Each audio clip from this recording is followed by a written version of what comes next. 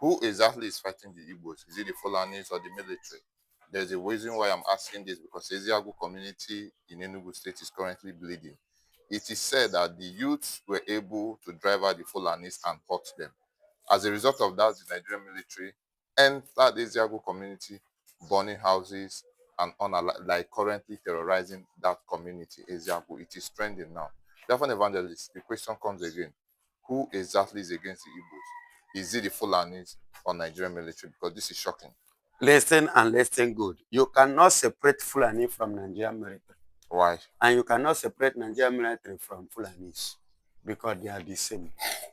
The repented Boko Haram, where are they? They were forgiven and they were integrated into Nigerian military. Okay. So who is Nigeria and who is Fulani? They are Nigeria. And they are the same Fulani. So it is the Nigeria that is fighting the Igbos. I asked a question on Philip TV one fateful day. I was asked a question. I said, excuse me, I want to ask a question. Okay. And that question, nobody has been able to answer it. I remember in 2024, during the era of Simon Ekpa,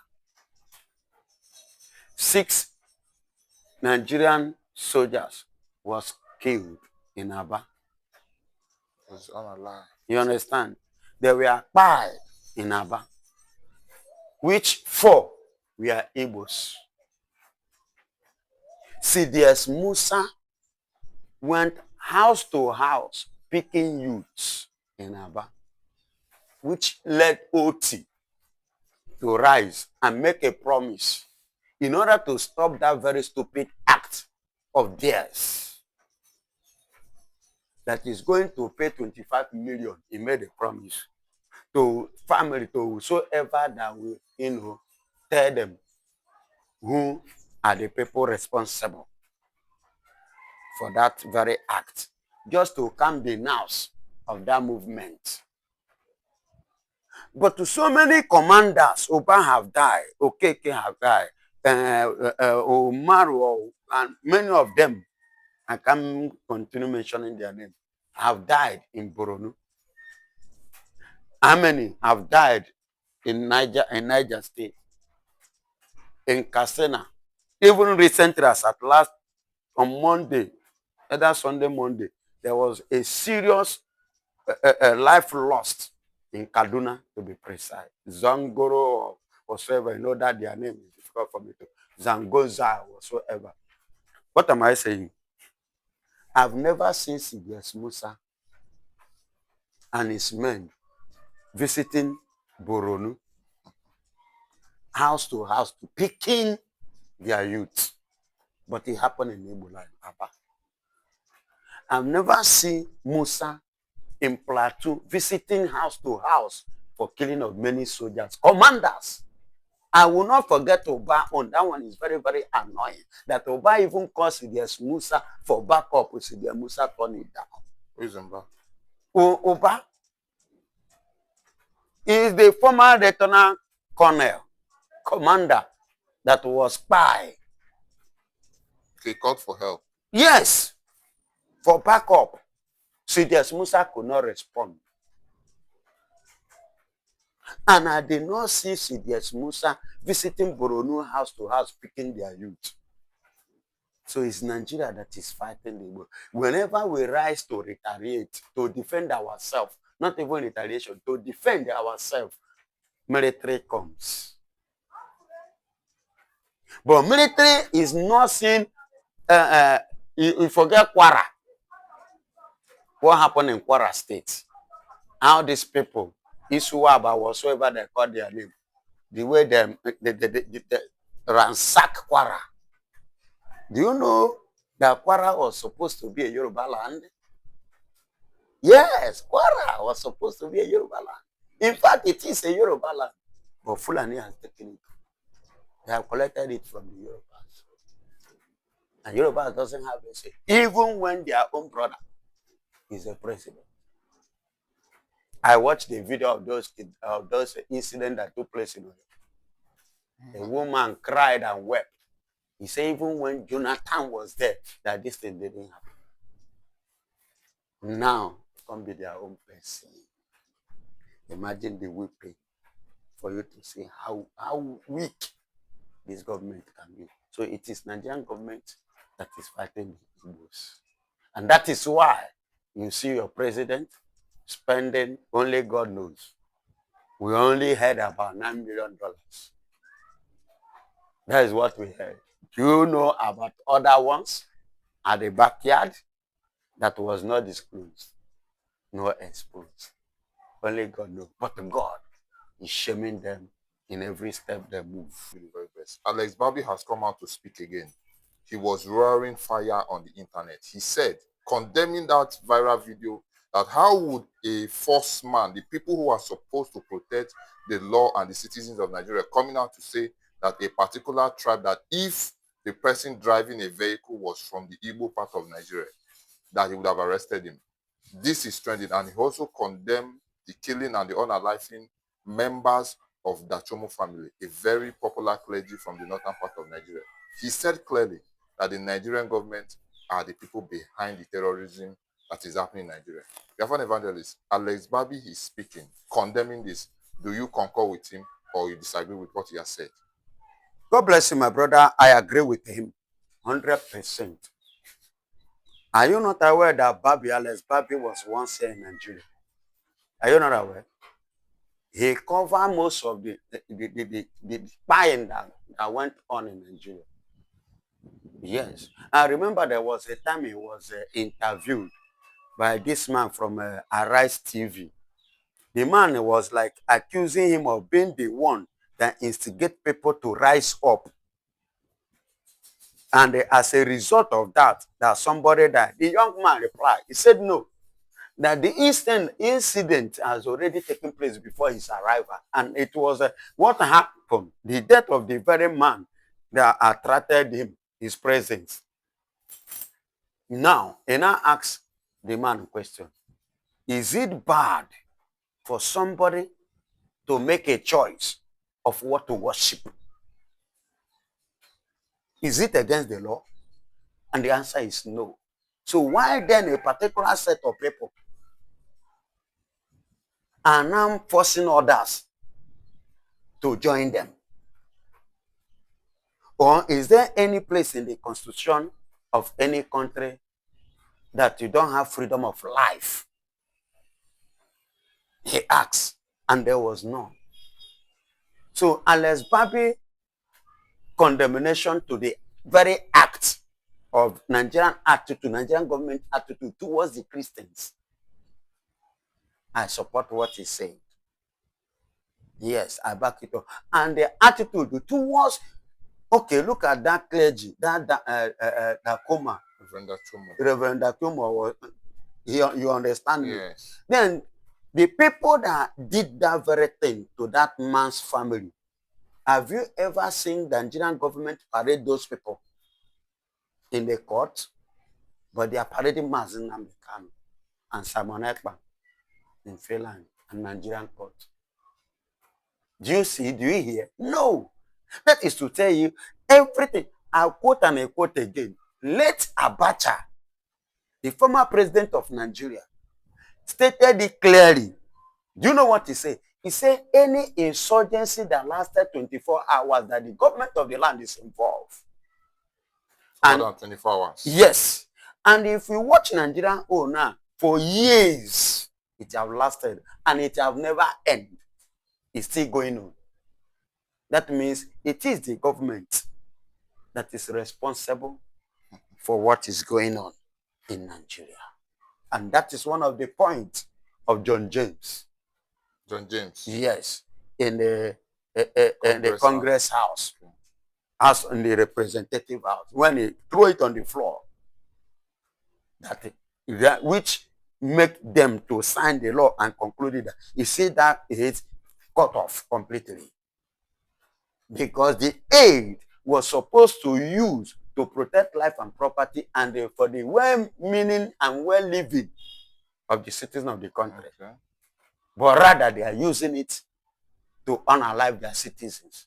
They are using it to carry out their evil. Why should a set of group claiming to be the owner of a huge country like a nation. They're born to rule. It is claiming to be born to, who they're born to suffer? Who is born to be subordinate? You understand? And this set of group of room, all these rooms, they are visitors. They are not even eligible. They are not credible. To claim, they don't, in fact, to claim the real citizen of the country. They came to into the country 1804. Are you telling me that nobody living in Nigeria when they visited? People are living. We are already in the existence. Even Biafra of a thing we are talking about is 500 or more than 500 older than Nigeria. Because Nigeria, when did they form? 1904. And Biafra is over 500 years old before them. Because Iyocha, Ugwocha rather, which they turned to Port Harcourt today. Do you understand? It was changed to a Harcourt name, a British man who controlled the affairs of the place under colony. But today, nobody is remembering Ugwocha. Nobody knows Port Harcourt as Ugwocha. They are now calling it after a British man name. What I'm telling you is the reality. These people have done so many, like I said it before, they did it because of the Fulanis are in their favor and easily to be controlled in their own system of government. That is why they did what they did. It is the fault of the British. Because the Biafrans in 1803, many of them get drowned in the river instead because they don't want to stand or serve as a slave. So it's not today we have been fighting for freedom. We the Biafrans that are born with a golden spoon are now eating with what? Rubber spoon. We the Biafrans that are supposed to control, to be in charge, are now being molested and oppressed. Imagine in Lagos State today, a group of people called Afenifero whatsoever, now saying that there should be no Igbo man coming out as a candidate in Lagos State. Do you understand? Imagine the Yorubas. Imagine a state in Nigeria. And in Lagos State, you are talking about 75% of the economic growth of Lagos, which Yorubas are claiming to be their state, are from these people that you are rejecting. Out of what? Envy and strife, hatred. And somebody is telling me one Nigeria. What makes us one? You see why I love what is happening? Let God help us by using these people so that we can live and go and continue and start eating on the table of kings that the Lord have made us to be. Kings and queens. Are you hearing me? So Donald Trump, that prayer that pastor was praying in that grave shows you and I how come that man, it was when he started praying that Donald Trump now picked the attention. What touches Donald Trump and how did Donald Trump even get to know? That is to tell you when God is at work. That is to tell you Jehovah is hearing our prayer. That is to tell you that this earth you are marching, don't think that you are marching the earth that nothing will happen. Yes, you are marching it, many things is going on. The Bible says the earth is the Lord and the fullness thereof. The word and there that dwelleth therein. So any prayer you stand here to do, God is aware of it. And that was why when the man was praying in those graveyards, the prayer of the man triggered heaven. The Bible says that the prayer of Abel cried to the ears of the Lord from the heart of the earth.